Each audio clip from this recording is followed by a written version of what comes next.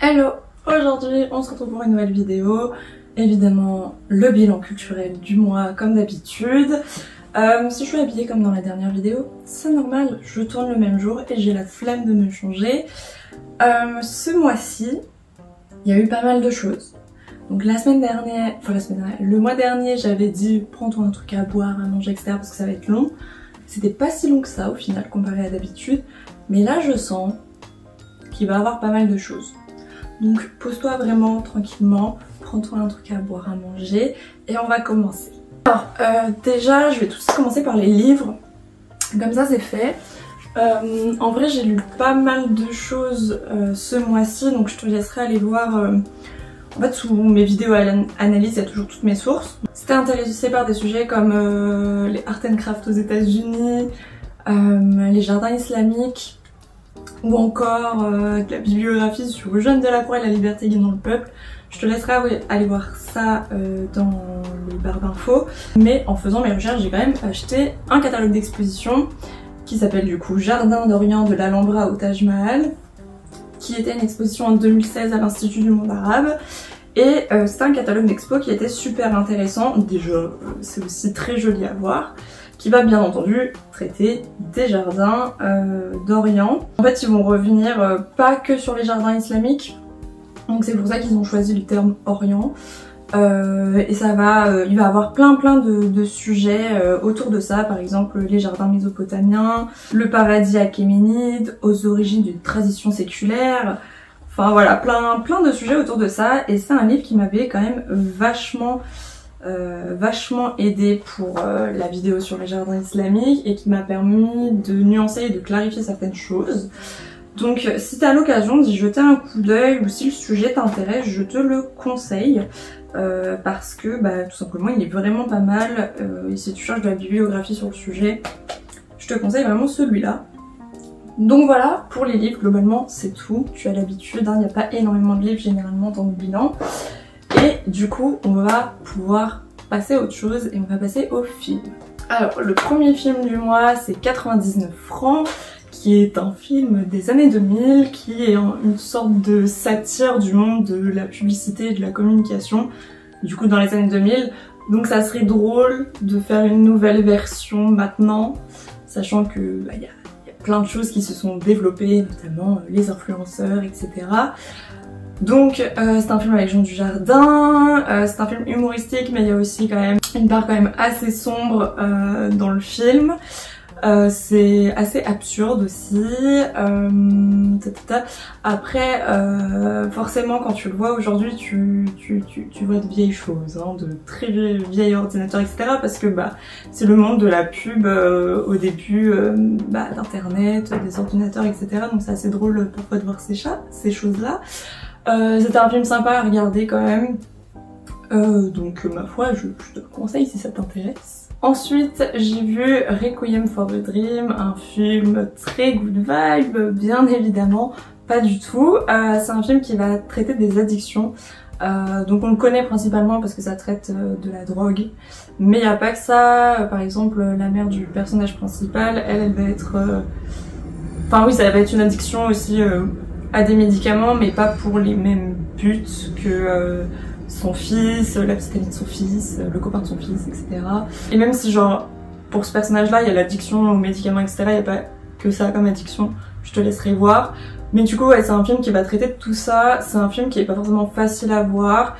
Évidemment si ce sont des sujets qui te trigger, peut-être à éviter. Ouais, c'est... Oh, si t'es pas dans un bon mood, vaut mieux pas le regarder, vraiment, mais c'est un classique, c'est un film très intéressant, la BO évidemment est très connue, et voilà, donc si ça t'intéresse, why not. Ensuite, je suis allée voir le tout nouveau Batman. Donc déjà, ce qu'il faut savoir, c'est que Batman, c'est mon super-héros préféré, ok. Je suis pas une fan hardcore de Batman, mais, enfin, dans le sens où non, j'ai pas tout lu, etc., j'ai pas lu tous les comics Batman, etc. Mais voilà, c'est mon super-héros préféré, mon super-héros de l'enfance, etc. J'ai vu absolument tous les films. tous, même les moins bien, mais vraiment je les ai tous vus.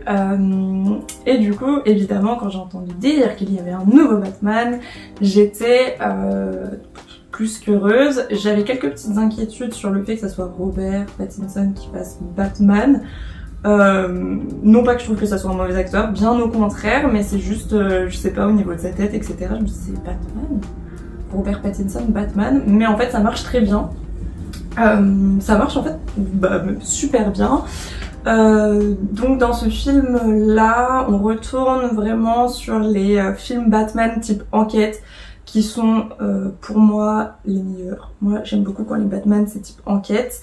Où on essaye de savoir qui est le fameux tueur en série qui fait bon nombre de crimes à Gotham City. Enfin après il y en a quand même déjà pas mal là-bas, mais voilà. Tu vas retrouver les personnages habituels, donc Catwoman, le pingouin, Riddler, Inspecteur Gordon bien évidemment, Alfred, etc. etc. Et franchement je l'ai trouvé très bien, c'est un film qui est très sombre aussi. T'as toute une question sur remettre en question ce qu'on a pu dire, etc. Est-ce que la vérité que moi j'ai eue c'est vraiment la vérité ou est-ce que c'est plus nuancé que ça, etc. etc. J'ai pas envie de t'en dire trop parce que j'ai envie que t'ailles le découvrir si tu ne l'as toujours pas vu. Mais moi c'est un film que j'ai vraiment beaucoup aimé. Je l'ai pas trouvé trop long parce que je crois qu'il dure quasiment 3 heures. Il me semble, mais je l'ai pas du tout trouvé trop long. Je trouve aussi que Zoé Kravitz en Catwoman c'est parfait, j'ai beaucoup aimé. Il y a eu des chats à un moment, j'ai été très heureuse de ce moment là. Et non, l'alchimie en plus entre Batman et Catwoman, nickel aussi. J'ai trouvé ça super et j'ai envie de savoir ce qui va se passer bien évidemment plus tard. Et non, j'ai été très convaincue par ce film, donc vraiment je te le conseille. Ensuite j'ai vu Mort sur le Nil. En fait ça fait suite au Crime de l'Orient Express, enfin, c'est le même acteur, etc. pour jouer Hercule Poirot. Tu retrouves des personnages, etc. qu'il y avait déjà dans le Crime de l'Orient Express. Mais Mort sur le Nil, je l'ai trouvé moins bien que le Crime de l'Orient Express au niveau de sa construction, etc.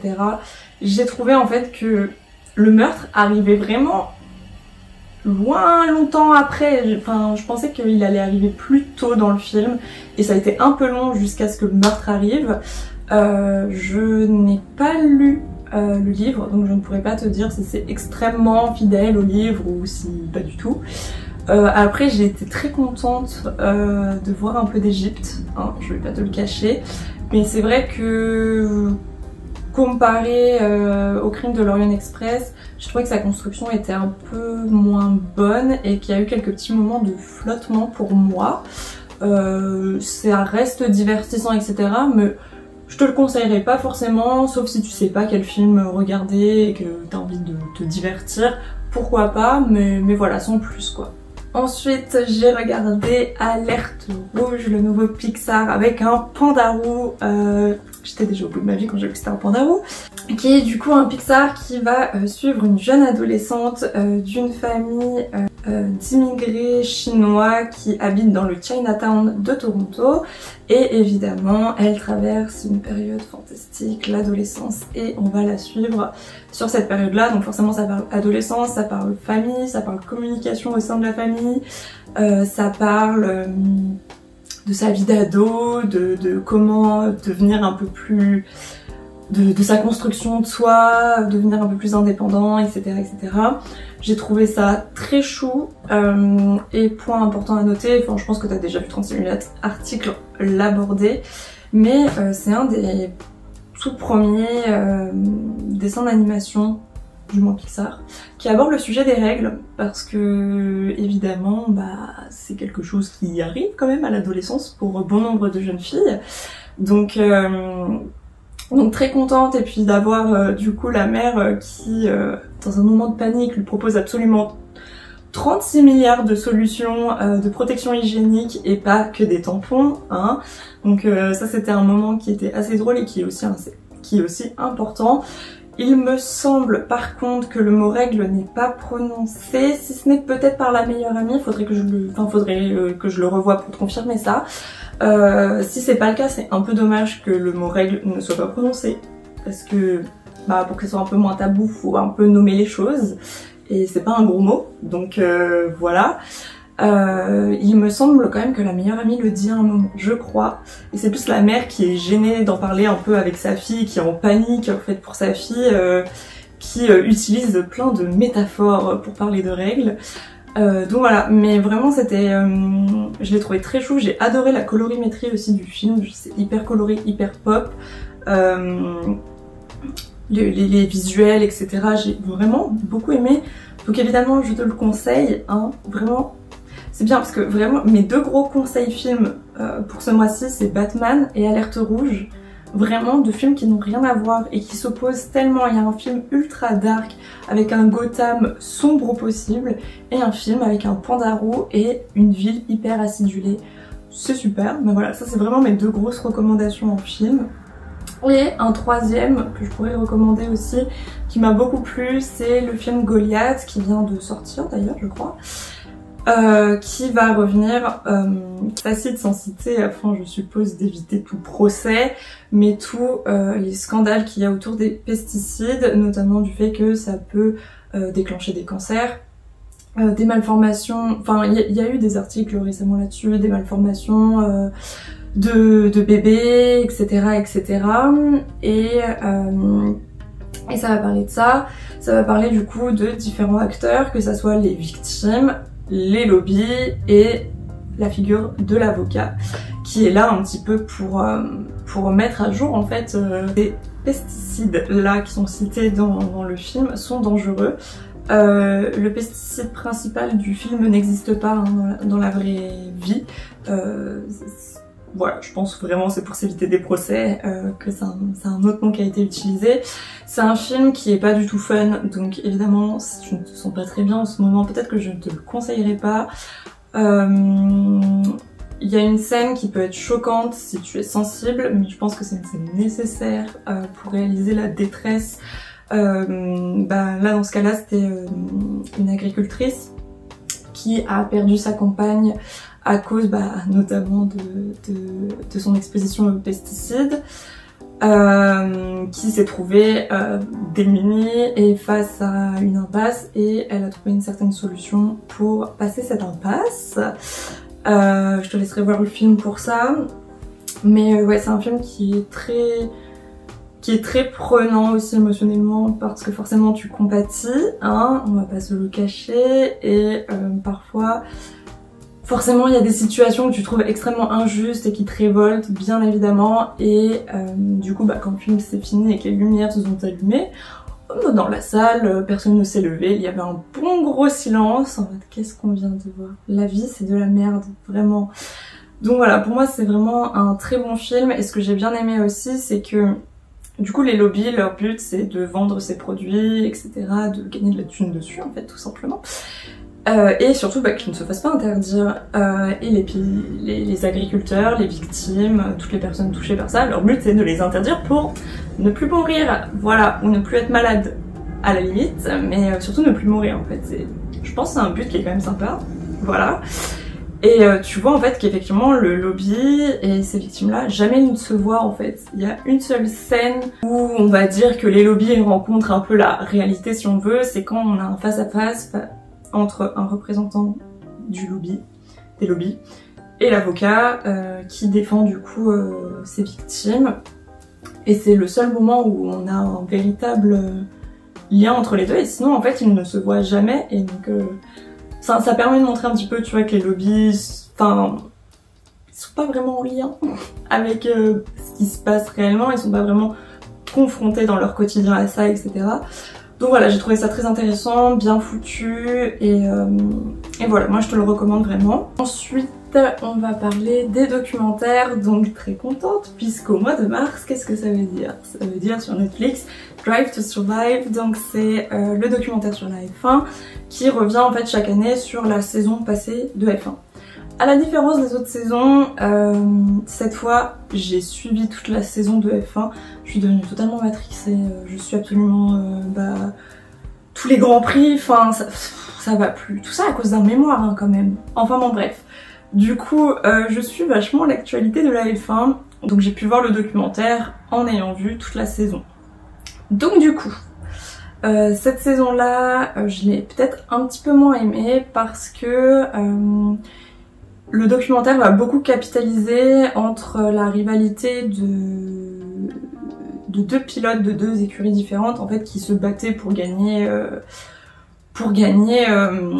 cette saison de F1 tout simplement. Et du coup en fait il y a beaucoup d'épisodes sur eux. Et du coup ça délaisse un peu d'autres pilotes et d'autres écuries. Donc j'ai trouvé qu'il avait été un petit peu moins bien fait. Et puis parfois aussi il te parle d'une course, tu vois. Et en fait à l'image c'est pas cette course là qui est montrée. Donc du coup ça m'a un peu perturbée, on va pas se le cacher. Après ça reste toujours intéressant. Si tu es totalement un novice, que tu ne connais absolument rien en F1, moi je te conseille ce documentaire qui est bien fait. Et en fait ça te permet par les storylines qu'il y a entre les pilotes, entre les écuries, etc., les rivalités, etc., la compétition, de comprendre en fait un peu plus la F1 et de comprendre les enjeux, etc. Mais ça permet vraiment de mettre un premier pied et de bien comprendre en fait tout ce qui s'y passe, c'est quand même bien expliqué, etc. Donc voilà, si tu connais pas du tout ce milieu, et d'ailleurs que tu as peut-être plein de préjugés dessus, moi je te conseille de regarder, parce que moi la première, j'étais en mode mais non mais la F1 c'est un truc de kékétas et tout. Maintenant je suis absolument tous les grands prix. Voilà, c'est génial hein. Ah là là là là. Voilà, donc en gros moi si mon mémoire m'avait pas introduite un peu à l'histoire automobile et notamment des courses automobiles, je ne serais jamais intéressée. Et au final je ne regrette pas. Donc voilà, c'est toujours un bon documentaire quand même pour découvrir ce milieu, même si j'ai trouvé que cette saison était un peu moins bien que les autres. Mais j'ai quand même passé un bon moment à la regarder et à me remémorer toutes ces courses. Mais bon, bref, passons. Le second documentaire c'est Bad Vegan que j'ai regardé. Donc en fait, pour continuer en fait, on continue sur l'escroquerie et les arnaques. Le mois dernier j'avais déjà regardé un documentaire et une série à propos d'arnaqueurs, et bien on continue sur cette lancée. Donc Bad Vegan, tu remarqueras que je retiens absolument aucun nom des personnages, etc. À part pour la F1, mais du coup je ne sais plus le nom de la dame, mais elle était cuistot, chef d'entreprise, et notamment chef d'un restaurant, directrice d'un restaurant vegan en fait, vegan, ce qui à l'époque où elle ouvre le restaurant n'est pas du tout connu ou quoi que ce soit, et ça va devenir un resto hyper huppé et plein de succès pour ce restaurant, etc. Sauf qu'elle va faire la rencontre d'un homme avec qui elle va se mettre en couple, etc. et qui va à un moment de sa vie où ça va pas du tout, elle est assez fragile psychologiquement, et ce monsieur va quand même pas mal en profiter pour la manipuler et tout simplement lui extorquer de l'argent, etc., en lui promettant certaines choses que je te laisserai voir dans le documentaire. Et du coup forcément elle va toujours donner cet argent, etc. et malheureusement forcément son restaurant va faire faillite, elle va devoir énormément d'argent à plein de personnes, etc. Enfin bref, ça va être la merde. Et ce qui était intéressant de voir, c'est que cet homme-là va utiliser un petit peu des procédés assez similaires à ce que pourrait faire un gourou de secte. Ce que j'ai trouvé intéressant, qu'il utilise ces procédés-là pour une personne, du coup, enfin bon bref. Donc je te laisserai aller voir ça si cette histoire t'intéresse. Il y a aussi des enregistrements, d'échanges assez virulents qu'ils ont pu avoir, et c'est assez impressionnant d'entendre tout ça. Donc voilà, je te conseille si ça t'intéresse. Et ensuite je pense qu'on va pouvoir passer à tout ce qui est exposition. J'ai fait 3 choses ce mois-ci. Waouh!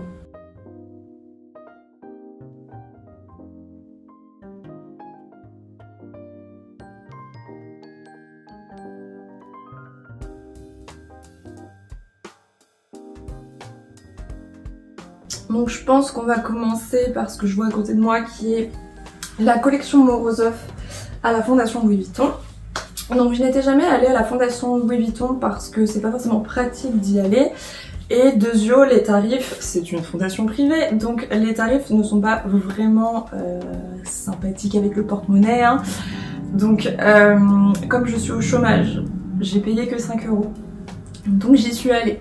En tarif réduit étudiant notamment c'est 10 € et plein tarif c'est 15 €, sachant que quand tu arrives à la fondation du coup, ce que tu as à voir c'est principalement l'exposition qui est présente à ce moment-là. Donc là c'est la collection Morozov qui présente la collection de deux frères russes du 19e siècle qui ont collectionné un certain nombre d'œuvres. Tu vas pas être trop dépaysagé puisque leur collection comporte du Van Gogh, du Renoir, du Monet, du Cézanne, du Gauguin, du Picasso et quelques artistes russes. Donc voilà. Donc c'est une collection... Enfin, au niveau de l'expo, moi je trouve que les expos sur les collections c'est assez intéressant pour parler par exemple d'un goût de l'époque, de pourquoi telle ou telle personne veut collectionner ces choses, pourquoi c'est ça qui les intéresse à ce moment-là de l'histoire. Et puis en plus il y avait un moment une salle où on voyait en fait comment ces œuvres-là étaient exposées chez eux, comment leur collection était exposée et ça c'est aussi intéressant. Et ils ont quand même une belle collection, hein, on va pas se le cacher. C'est quand même pas mal, hein. Donc les œuvres sont quand même... Enfin il y a des œuvres qui sont connues quand même dedans. Je pense notamment à la Ronde des prisonniers de Van Gogh qui a une salle qui lui est dédiée. J'étais très heureuse, vraiment très heureuse de la voir en vrai. Après voilà, tu vas pas être dépaysagé si pour toi par exemple le prix du billet est peut-être un peu trop cher. Je veux dire, tu peux aller à Orsay, à Pompidou, etc.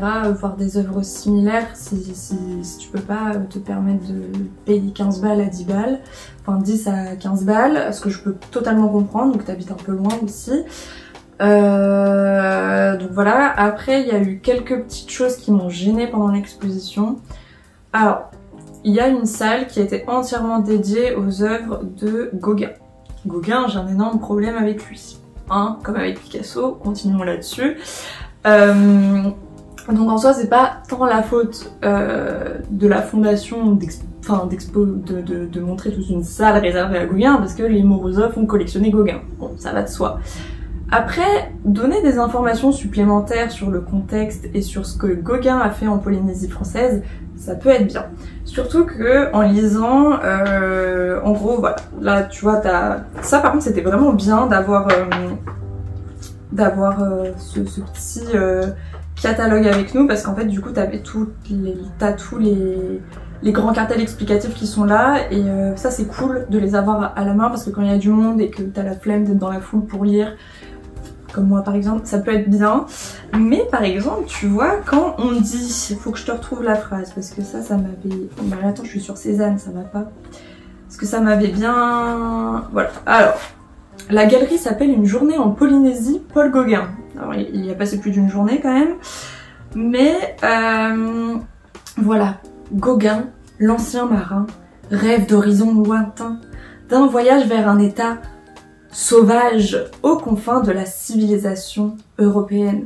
Donc en soi, si tu cites Gauguin qui parle de la Polynésie française comme sauvage, genre, je veux dire, si tu cites Gauguin, hein, il a dit des bêtises, mais après faire un commentaire là-dessus, pour revoir un peu ça, ça peut être bien, plutôt que de parler d'un voyage vers un état sauvage entre guillemets, et mettre sauvage entre guillemets pour dire... Alors, on dit sauvage, mais on le met entre guillemets, donc on le dit pas vraiment. Bah, tu le dis quand même, en fait. Donc, faut... Je sais pas, il aurait fallu nuancer ça. C'est quand même... Enfin, perso, je trouve ça quand même problématique d'avoir ça dans un cartel aujourd'hui. Surtout quand on sait ce qu'a fait Gauguin sur place, qui fétichisait totalement cette culture, et notamment les jeunes filles, en fait. Hein, voilà, je rappelle, de très jeunes adolescentes. Bien mineure, hein, voilà, et qu'il a fait des choses pas très catholiques et pas très légales en fait, donc je pense que ça peut être bien de le rappeler de temps en temps, hein, et d'éviter de le peindre comme un marin en quête de nouveaux horizons, tu vois, enfin, bon, ça je pense qu'il y avait des choses à nuancer sur certains cartels, donc voilà, c'était un peu mon petit commentaire pour cette expo. Et qu'est-ce qu'il y avait d'autre à dire? Oui, La fondation Louis Vuitton a quand même une très belle architecture que je te conseille aussi d'aller voir quand tu vas faire une expo là-bas. Et je tiens aussi à te dire que si tu prends la bonne sortie, la sortie qui est vers le jardin d'acclimatation, avec ton billet tu peux rentrer gratuitement dedans. Donc voilà, prévois ça si tu comptes acheter un billet là-bas, parce que comme ça au moins ça justifie un petit peu plus le prix de ton billet. Donc voilà pour ça. Ensuite, on va passer au jardin des plantes. Je suis allée voir une exposition sur des orchidées. Donc en ce moment, dans les grandes salles du jardin, donc tu as les plantes habituelles des serres, mais il y a des orchidées partout. Mais alors une variété d'orchidées, il y en a 36 milliards, elles sont toutes différentes et c'était vraiment très beau à voir. Tu as aussi quelques explications sur les orchidées, etc.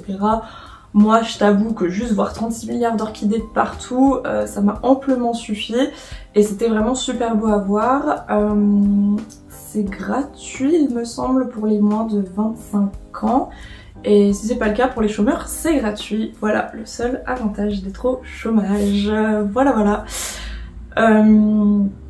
Donc non, je te conseille vraiment de faire ça si tu t'intéresses aux plantes et tout, parce que si t'en as rien à carrer des plantes, bon, effectivement c'est peut-être pas une expo pour toi. Mais c'est vraiment magnifique à voir, il fait chaud dans les serres, évidemment, je te préviens, donc mets des vêtements que tu peux enlever quand tu vas là-bas, parce que il fait très vite chaud, hein. Donc voilà. Et comme le jardin des plantes c'est juste à côté de la mosquée de Paris, et que pendant que je faisais ces visites j'étais en train de faire la vidéo sur les jardins islamiques, je suis allée à la mosquée de Paris, qui est un lieu mais magnifique. Le seul petit bémol c'est que là on y allait un petit peu tôt, le jardin est quand même très beau, mais du coup il n'y avait pas forcément le mur de glycine, ce genre de choses, donc si tu veux vraiment y aller je te conseillerais peut-être plus d'attendre mai pour qu'il y ait les fleurs qui soient là, et peut-être qu'ils mettent les fontaines en marche à ce moment là, parce que là elles n'étaient pas en marche.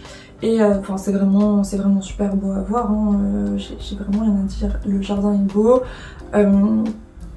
L'intérieur aussi, c'est vraiment très joli, que ce soit au niveau des mosaïques, des stucs, des plantes du coup dans le jardin, etc. De l'architecture, c'est magnifique, c'est trop beau. Et profites-en aussi pour ensuite aller au salon de thé qui est juste à côté et qui vend des pâtisseries orientales. Oh là là, les cornes de gazelle c'était bon, bref, j'aime manger surtout du sucré, donc avec le petit thé à la menthe, off, c'était une journée très bien pour moi. Donc voilà, je te conseille d'y passer. L'entrée est payante, mais c'est 2 ou 3 euros, histoire de pouvoir continuer à entretenir le lieu, c'est quand même pas mal. Et puis voilà, globalement c'est tout pour ce mois-ci, je crois que j'ai enfin fini de parler. Donc n'hésite pas à me dire toi aussi ce que tu fais pendant le mois, ce que tu as découvert, ce que tu as aimé, etc. Nous on va se retrouver pour une vidéo la semaine prochaine. Salut!